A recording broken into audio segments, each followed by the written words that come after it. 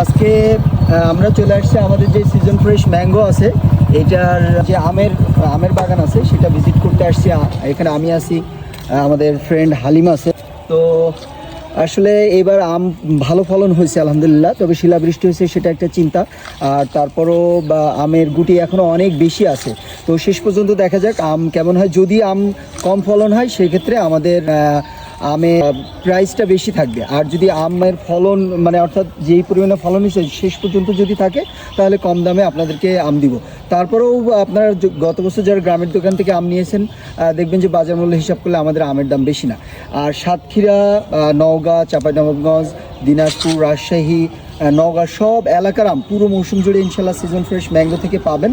আর আরেকটা বিষয় হলো সাতক্ষীরার হিমসাগর আমের কথা আমি শুধু এইটুকু বলবো যে দিনাজপুর বা চাঁপাইনবাবগঞ্জ, রাজশাহী এই এলাকার হিমসাগর আমের মিষ্টতা কিন্তু 17%, অর্থাৎ 17%।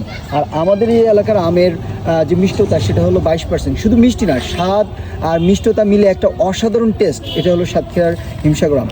সো আমাদের সাথে যুক্ত থাকুন, ইনশাল্লাহ সব আপডেট পেয়ে